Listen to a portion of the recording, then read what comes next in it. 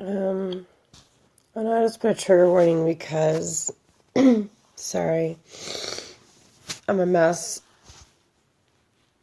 I had pretty bad nightmares. I'm still not accepting that I was kidnapped. And just finding out this week I haven't really even got to accept it yet. I haven't talked to the mom who I thought was my adopted mom. I haven't spoken to her. She hasn't called me. I've spoken to my bio mom a few times, which has been very awkward. I've been setting boundaries with her because I still don't really know what all happened. And I don't know if I'll ever really know. I'm getting all these flashbacks of stuff, and I didn't remember from ages 2 to 4. So I know something really bad was happening then. And knowing that I was adopted at 4 instead of 2. So what happened to those 2 years? I don't know. It doesn't make any sense. And I know that you can get memories and stuff like anytime. I do have DID, not only with complex PTSD, but just finding out that my whole life was pretty much a lie. That the family, sorry, I look a mess, that my family that I was being raised by, seeing I was told I was adopted when I was 11. The dad that was raising me was not even my dad. That my bio dad is out there somewhere.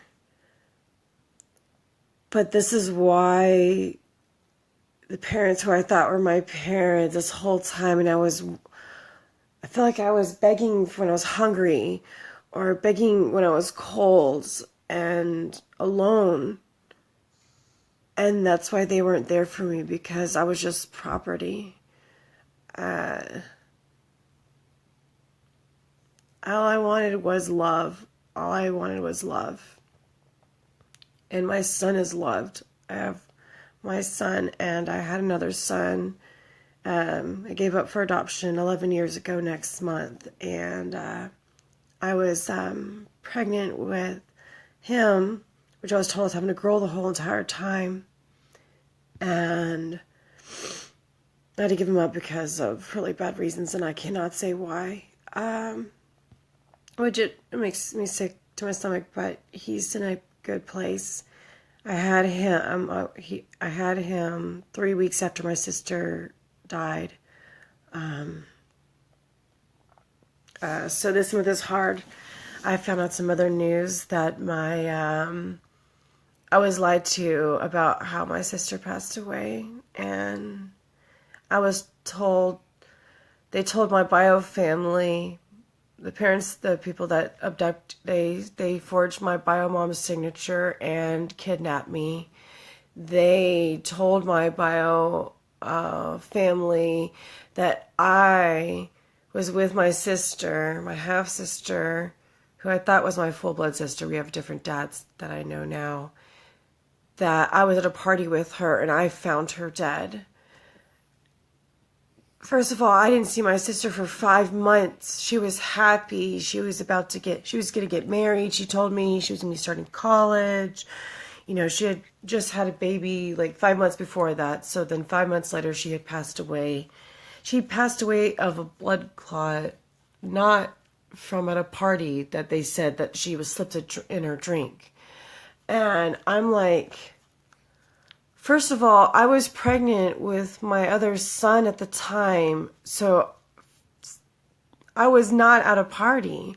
I was with my friend, and this is really upsetting that my adopted mom, who I thought was my adopted mom, who actually stole me, lied all this time. So anything that I was ever told my whole entire life, I'm 31 years old, everything she's ever said to me, what do I believe anymore? I don't even know what to believe anymore. I am like, My sister and I, my sister that passed away was only 18, buried on her 19th birthday. Find out that I thought she died on the 27th of this month, but she actually passed away on Christmas Day, and so I don't even know how to take this. Being abducted, being kidnapped.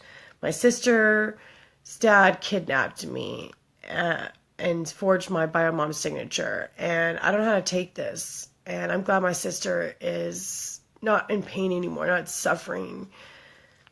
I find out from my bio mom the conversation that she had with her when she was 12. And she'd be the only one that would know what had happened that day.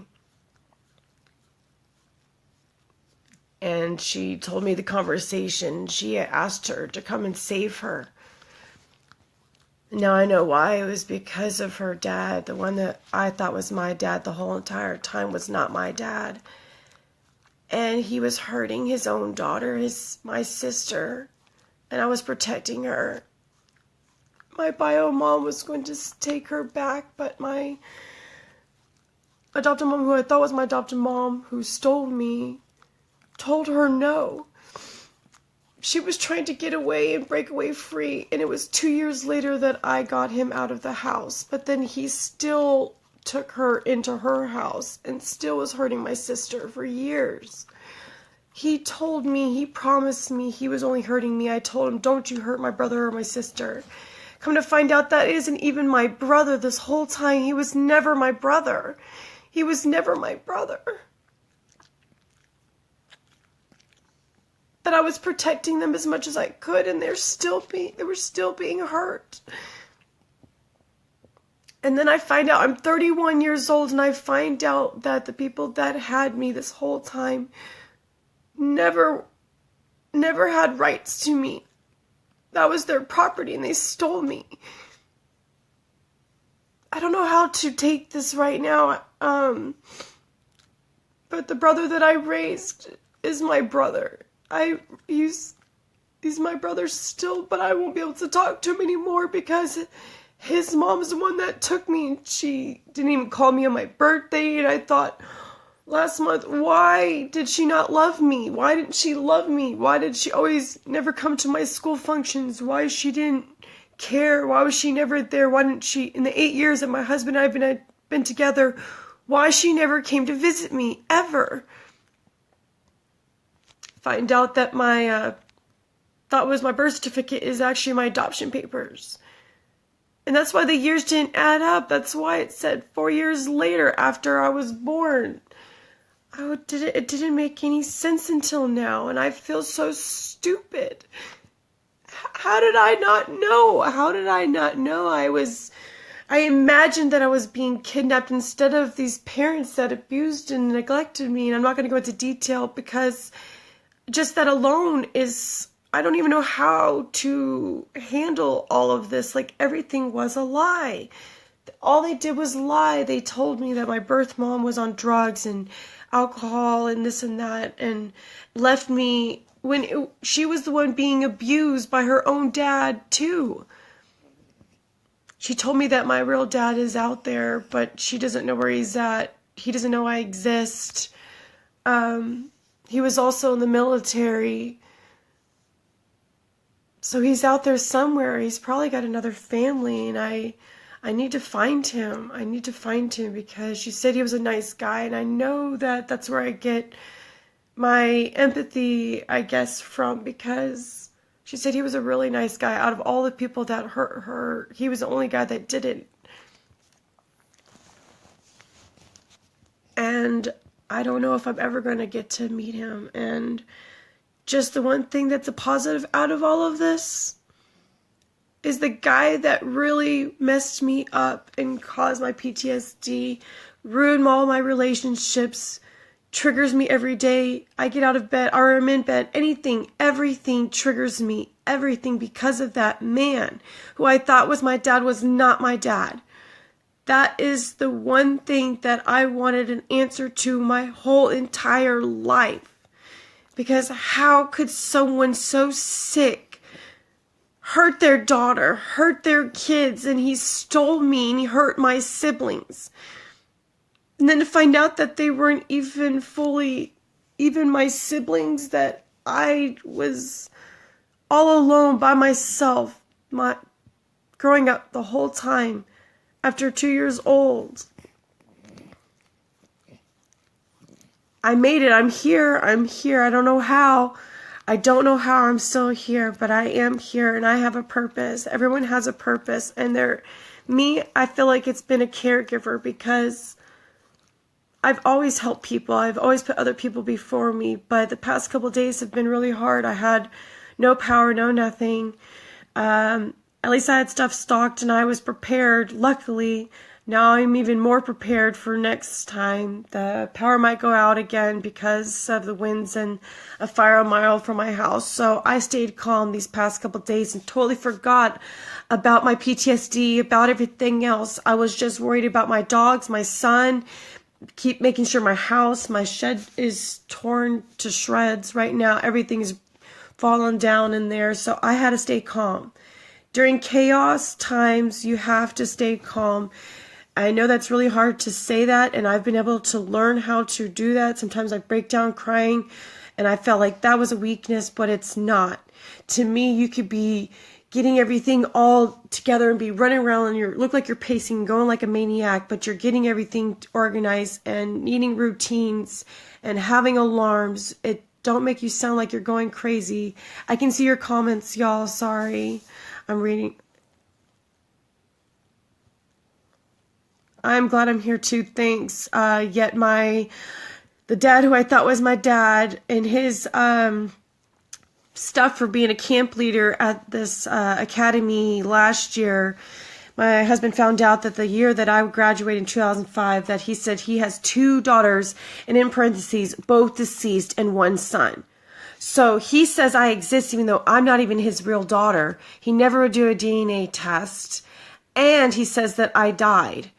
I'm not dead. I'm here. So why, if I'm not his real daughter, why did he even say I existed in the first place? Hi, my friend. Yeah, invite me to watch. Oh, I didn't even know. See, I haven't seen you talking to me in a while, and I was worried about you. Just know that I care and love you. No, I will. The power is on, so I've got some portable power charging things because I went to Starbucks yesterday to charge up stuff. So yeah, that's why I hope that anybody wasn't thinking I was ignoring anybody or not being in the group, and I haven't been be able to go on anybody's posts or say hey to anybody. It's been really crazy here. There was a fire, and I posted pictures of it, where the smoke was. My friend that's on the PTA that's making me be PTA mom, and I'm not like my family.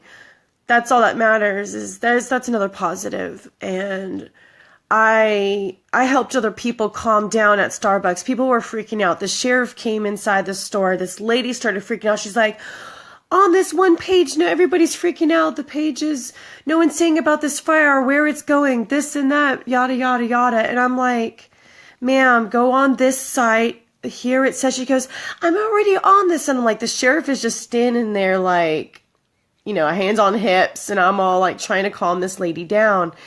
And I'm just sitting there, and this other guy, after she left, he was all like, this other lady started going, don't tell me to be calm. And I didn't tell her to be calm. The other guy was like, you need to be calm. Everyone needs to be calm. And I'm like, well, not everybody can be calm and stuff. I was just trying to keep the peace, And the one lady was like, well, this other fire that I was at, and really, people are not considerate of other people's boundaries. And then this guy came in, started asking questions about the fire that, was right behind the building where I was at, because I just left the grocery store and to find dry ice because my fridge had been out for 30 hours, you know what I mean? Because the power was out.